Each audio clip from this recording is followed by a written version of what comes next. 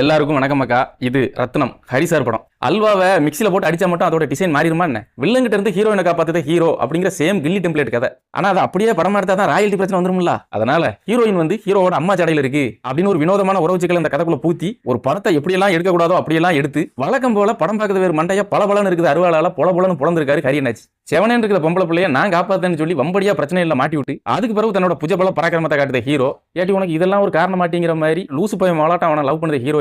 Makeup பைத்தியமா தெரியுது ஒரு மடமட்டி போய் இல்லை. சாதாரண எம்எல்ஏவா இருந்துகிட்டு ஏதோ சிஎம் ரேஞ்சுக்கு ஹீரோக்கு சப்போர்ட் பண்ணத ஹீரோவோட காட்ஃபாதர். சாப்பிடுறது தாண்டா தயிர் சாதம், மோதி பார்த்தா உயிர் சேதம் அப்படிங்கிற ரேஞ்சுக்கு ஒரு ஐயராத்து பிளாஷ்பேக், லட்சக்கணக்கில் லாஜிக் ஓட்ட, இதெல்லாம் பத்தாதுன்னு ஃபைட் சினிமாங்கிற பேர்ல 1000 லிட்டர் ரத்தத்தை ஆறா ஓட விட்டுருக்கானுவா. படத்தோட ஒரே ஆறுதல் என்னன்னா சிங்கிள் டேக்ல எடுக்கப்பட்ட ஒரு சேசிங் சீனும் அப்புறம் நம்ம கௌதம் வாய்ஸ் ஓவர் மேனன் வர்ற ஒரே ஒரு கெத்து சீனும் மட்டும்தான். ஏகப்பட்ட சீனுல சவுண்ட் ஜாஸ்தி, கேமராவையும் அடிக்கடி ஆட்டிக்கிட்டே இருக்கிறதால கண்ணு வலியும் காது வலியும் கன்ஃபார்ம். இதெல்லாம் தெரிஞ்ச பிறகும் உசுர பணையம் வைக்க தயாரா இருந்தேன்னா அமேசான் பிரைம் ஓடிடில கொண்டு தாராளமா உங்க தலையை நீட்டுங்க.